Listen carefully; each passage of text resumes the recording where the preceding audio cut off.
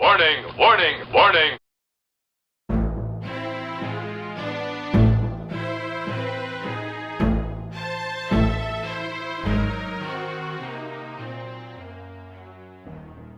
You know, President Obama and his Health and Human Services Secretary and other health care reform supporters all warned us in the past week there were undoubtedly going to be glitches here on day one of open enrollment. And here in Florida, we have certainly seen them, primarily with the website healthcare.gov. And we're at Barrington Healthcare Center here, which has about 70% typically uninsured patients coming here for health care. Well, they have helped navigate and guide about 60 people so far through the program online, but nobody has actually been able to finish it and get to the point where they enrolled and purchased a plan. That's because apparently the website's just been crashing periodically throughout the day. Up in Fort Lauderdale, the Epilepsy Foundation of Florida, one of 8 groups in the state that got grant money to help Florida's uninsured figure all this out. 10 million Hispanics nationwide are uninsured and eligible, and nearly 600,000 of them live here in Florida, like Jaime Paria and Miralista Armas, who could pay, as they are learning today, about $200 a month for health care in the Bronze Plan, or about $300 a month for the Gold Plan. I'm afraid. I don't know. I need to know what is the options. Is it going to be cost me less or more, or is it going to be the same? Or I don't know, because it's a new program. I'm just trying to find the information for the program.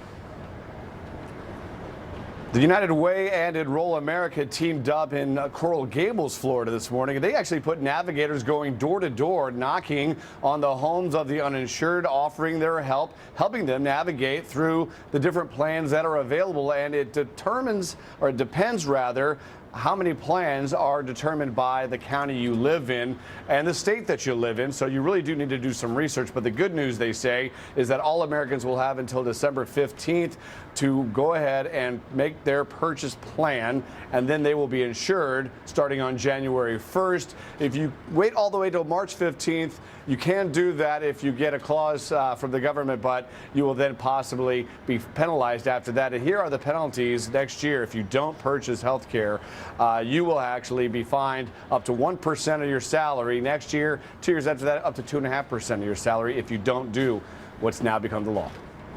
What can you expect? Brad Wenstrup's a Republican out of Ohio. He's a part of the Doctors Caucus. And Ted Poe is a Republican, first member of Congress to introduce a bill to repeal the individual mandate. And Dr. Manny Alvarez, senior managing editor of FoxNewsHealth.com and a member of our Fox News Medical A team. Congressman Wenstrup, what is next right now? I would hope that the president would come and negotiate with us along with the Senate, and that we come up with some solutions that are going to be better for America. Nobody really wants a shutdown. The Republicans certainly don't want a shutdown. That's why we work so hard to come up with ideas that would keep the government running. But they were ignored and not even debated, and that's a problem. So hopefully we'll get to that point. The subsidies for Congress? Is that well, the you next know where point, I stand on that. Has that played out?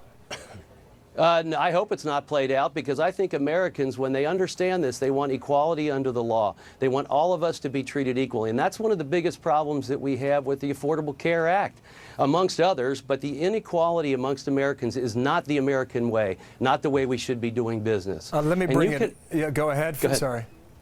Well, I mean, could you imagine if it was a President Romney that was just carving parts out of the law, what the reaction of this country would be? Representative Poe, the glitches we have seen today, is that just today, do you believe? No, I don't.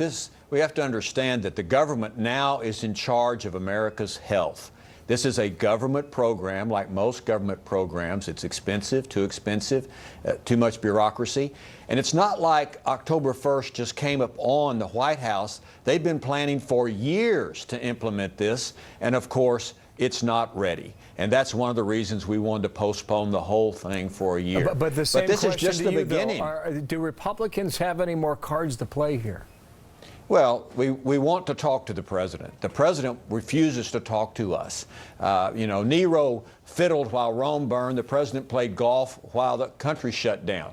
Nero blamed the Christians. The president's blaming the Republicans. I believe they want to shut down to offer cover for the problems that are taking place. We just want to talk to the president. He'll talk to the Syrians. He'll talk to the Russians. He'll talk to the Iranians, but he won't talk to Congress.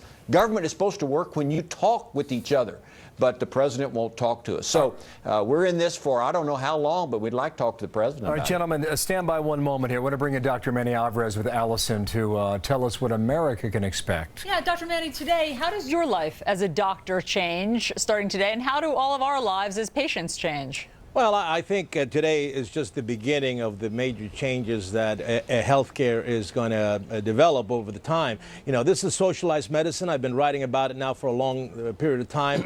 What you're going to start seeing is a lot of private doctors leaving their practices and trying to join hospitals and big corporations. In other words, they're going to become employees. Hasn't that been happening, Dr. Manny? Oh, my God, it's happening by the buses full but, I mean, all around not America. Just as a result of Obamacare. That's been happening. It's because we've been dealing with this issue for the last 3 years, uncertainty, but we knew it was coming. I knew the president was going to win, and I knew the Republicans were going to lose. This is something that was already in the cards. You know, it was not well strategized from an opposition, and this is exactly what happens. So, Dr. Manny, do you agree with Congressman Poe there, who says government is now in charge of America's health care? Government has been in charge of health care for the last year and a half, and it's going to get even worse, and that's fine. That's what people voted.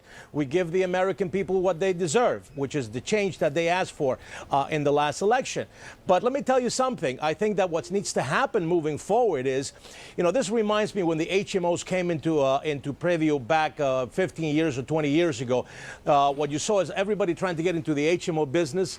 A lot of them went out of business. A lot of people got really fooled by some of the HMOs that were being developed, and a lot of people got hurt. I think what the GOP needs to do now is monitor this new law, make sure that you follow up every incident, and you show and you create a report card, and you tell the American people 1 year later, after October 1st, 2014, what all the positives and all the negatives of the Obama health care law, and then you're going to see some national reactions because you're going to have some.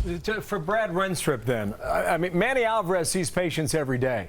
You used to see patients every day before he became a member of Congress. Right. Is Manny right, or did he miss a point? He is spot on, and I can tell you that coverage does not mean care. Just because someone has a piece of paper that says they're covered doesn't mean that they're going to get the care that they deserve, the care that they expect, and the care that their doctor wants to render. There's too much involvement from people that have never put their hands on a patient, and that's what we're going to see more of. And people are going to understand that, I think, pretty quickly, Bill.